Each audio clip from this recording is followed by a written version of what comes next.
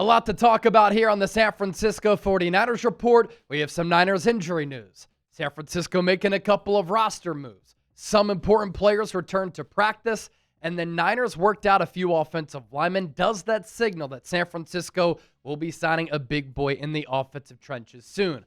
Let's begin with some Niners injury news. A lot on this front, and that has been the story throughout training camp.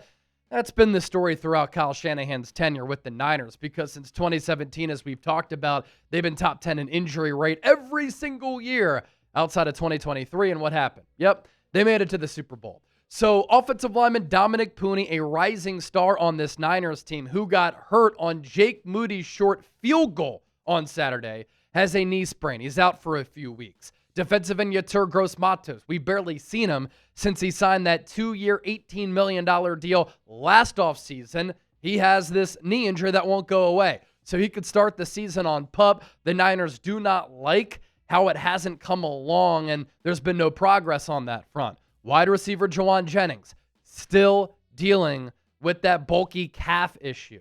Needs to get healthy before week 1. Cornerback Upton Stout, one of the rookie sensations from this 2025 draft class. He hurt his calf in the lead up to that first preseason game against Denver. He's close to returning. No concern that he's going to miss week 1. That's huge. And then the first round pick, Mykel Williams, with that hyperextended knee that he suffered 2 Thursdays ago in that joint practice against the Broncos. He continues to be day to day, and his hopeful return is next week. There is also Mac Jones, the Niners QB2. We saw him during that preseason game against the Raiders take a big hit. He got hit on the knee, and then he was limping. He kept playing, but he has a knee sprain, so he's out for a week.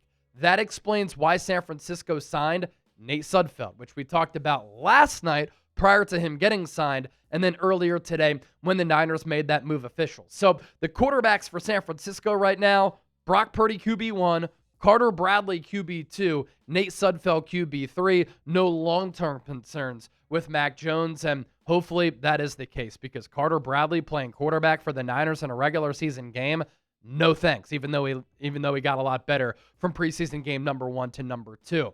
So 1 injury away from Carter Bradley being QB1. That is not ideal. Let's hope and pray that Brock Purdy can stay healthy and that Mac Jones can get healthy. For Dominic Pooney, you have to hope that he's back and ready for week 1.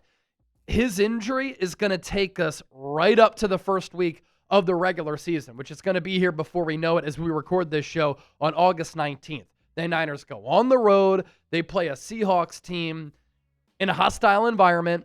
It's a Seahawks team that has a defense that has really caused fits for head coach Kyle Shanahan, led by one of the best defensive minds in the NFL in Mike McDonald. And I know it's only the preseason, but I was very impressed with the intensity, the speed, the physicality, and the intentionality that the Seahawks played with in their second preseason game against the Chiefs. I know that they have the 3rd best odds to win the NFC West, but that is a team that you cannot take lightly. Shoot, they won 10 games last year, and I don't think they're going to be a bad team going into 2025. In fact, if they won this division, if they made the playoffs, I wouldn't be surprised. For Yetur Gross-Matos, I'd say a start on PUP is indeed likely. Very disappointing. I liked his measurables coming out of Penn State. He was one of the freaks of college football athletically when he was playing for the Nittany Lions. 2nd-round pick for the Carolina Panthers. He didn't work out there. His last year with Carolina, he was named the most improved player on that Panthers team defensively by Pro Football Focus. He comes to the Niners, and for me, it was a thought of Chris Kocurek being able to bring the best out of him as a football player, but he hasn't been able to stay healthy. That knee, he can't get it right. Jauan Jennings, this calf injury really nagging him. I don't think this has anything to do with the contract and him wanting a new deal, him wanting more money, because he reported to Niners training camp, then he started practicing, then he hurt the same calf that he hurt in the spring. When have you ever heard of a player reporting to camp, practicing, and then saying, I want a new deal, I'm out? It never happened. So given the severity of the calf issue and what it can lead to, Achilles, I actually do think that Jauan Jennings is hurt, but he better get on the practice field soon if he wants to help out this Niners team in week 1. For Upton Stout, this is fantastic. He was, prior to the injury, and I think still is, trending towards starting, But with the emergence of Chase Lucas, who has been a fantastic player in the first 2 preseason games, and he plays on the inside, is Chase Lucas, who Robert Saleh has used as a blitzer and as a creative chess piece on that defense. Does he have the inside track of starting over Stout on the inside with Diamador Lenore and Renardo Green on the outside? We'll see, although I do think that is Upton Stout's job. Mykel Williams, he, like Upton Stout, gonna be a rookie starter in my opinion for this Niners defense. He did hurt his ankle last year. First game, played the rest of the year with it, wasn't the same guy. And already with the Niners, he's been a little bit banged up. I'm not putting a red flag on him, but we do have to monitor that because the Niners can't afford to have another injury-prone player. As for San Francisco's roster moves, so they put Patrick Taylor on season-ending IR. It's not a case like we've seen with Ameer Abdullah, Equinemius St. Brown, and Bradley Anae, where the Niners put those players on IR, and then those players reached injury settlements. So now they can pretty much sign with another team across the NFL. Patrick Taylor legitimately got hurt in that preseason affair with the Raiders. He separated his shoulder, needs surgery on that, so there is no return for him in 2025. Yet another ding to the Niners running back position. And then the 49ers, this is a team that has had to make so many roster moves and try out so many players throughout camp, throughout the preseason, because of all of the injuries that they have suffered. But for Abdullah, Equinemius St. Brown, Bradley Anae pretty much brought in as camp bodies, although I thought Anae could compete for a backup edge rusher spot. They could go elsewhere and sign with other teams after those injury settlements. These players returning to practice today. Some good injury news for the Niners. What? Cornerback Renardo Green. He'll start on the other side from Diamador Lenore. He had a hamstring issue. Jason Pinnock missed a few practices because of a heel injury.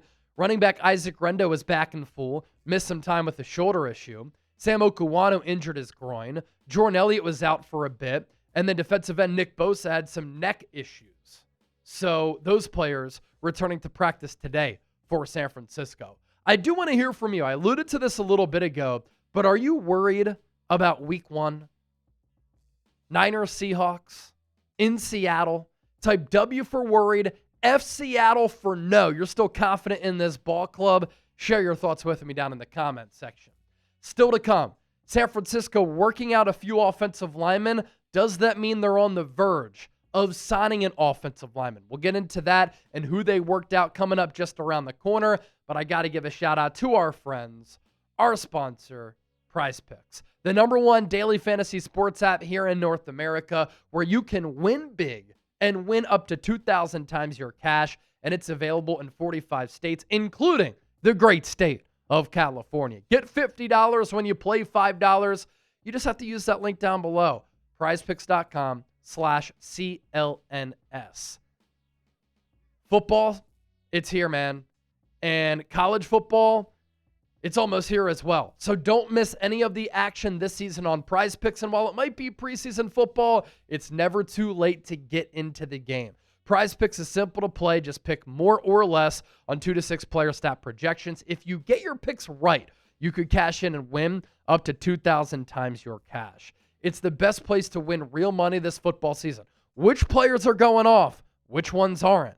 Make your picks in less than 60 seconds and turn your sports opinions, your sports knowledge into real money all season long on Prize Picks. The best place to win cash while watching sports. Join millions of users and sign up today. So download the Prize Picks app, use the code CLNS, get $50 in lineups after you play your first $5 lineup. That's code CLNS. And as we look ahead to week 1 of the football season, max discount for Dak Prescott.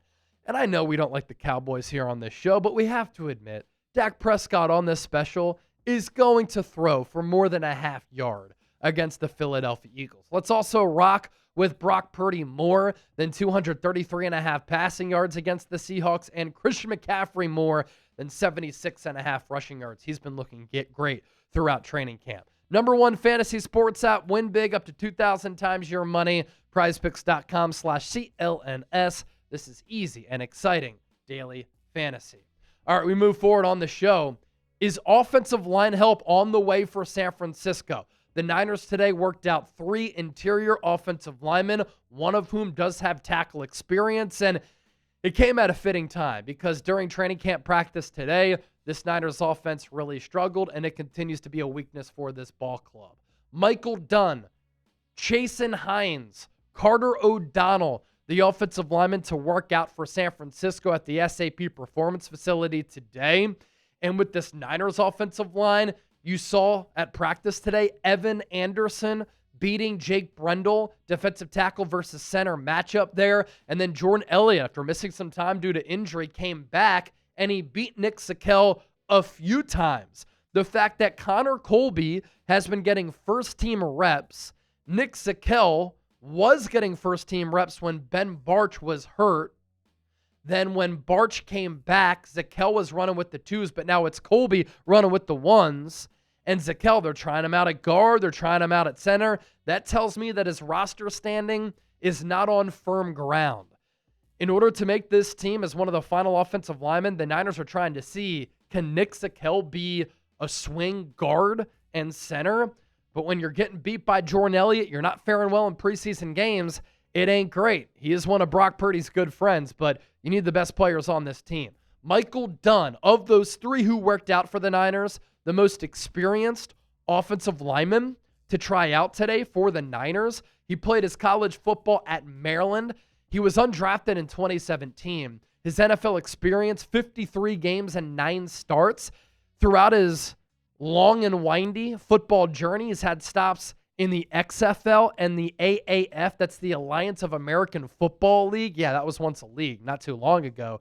6'5", 315 pounds. In the last few years, he has been with the Cleveland Browns where he's gotten that experience at tackle and at guard. So Dunn played his college football at Maryland. Hines played his college football at LSU. Carter O'Donnell played his college football at Alberta. Oftentimes when the Niners have tried out players, the next day they end up signing some of these players. So Dunn, Hines, O'Donnell. We'll see if the Niners sign officially one of those players. Be sure to give me a follow on X and Instagram. I'm always talking Niners here on YouTube on the 49ers Report, and I'm always talking Niners on my social media pages with additional and more free content.